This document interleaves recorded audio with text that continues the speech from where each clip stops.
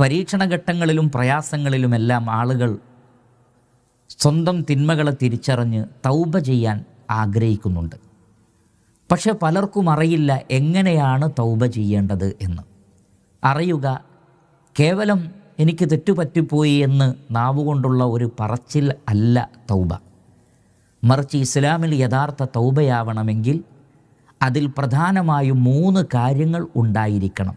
അപ്പോഴാണത് സൂറത്തു തഹ്രീമിലെ 8-ാമത്തെ വചനത്തിൽ പറഞ്ഞതുപോലെ തൗബത്തുൻ നസൂഹ്, ആത്മാർത്ഥമായ തൗബയായി മാറുന്നത്.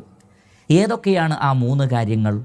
1, ഉലമാക്കൾ വിശദീകരിച്ചു, അൽ ഇഖ്ലാഉ മിനദ്ദൻബ്, ചെയ്ത പാപത്തെ പൂർണ്ണമായും ഒഴിവാക്കണം.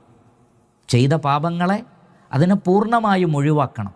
രണ്ടാമത്തത് വന്നദമു അലാ മാ ഫാത്ത്, കഴിഞ്ഞുപോയ പാപങ്ങളിൽ ആത്മാർത്ഥമായ ഖേദമുണ്ടാകണം, സങ്കടമുണ്ടാകണം, ഞാൻ ചെയ്തത് തെറ്റാണ് എന്ന തിരിച്ചറിയലുണ്ടാകണം. മൂന്നാമത്തത് വലാസ്മു അലാ അദമിൽ ഔദതി ഇലൈ, ഒരിക്കലും ഞാനിനി ആ തെറ്റ് ആവർത്തിക്കുകയില്ല എന്ന ഉറച്ച തീരുമാനമുണ്ടാകണം. ഈ 3 കാര്യങ്ങൾ ഉണ്ടാകുമ്പോഴാണ് അത് ശരിയായ തൗബയായി മാറുന്നത്.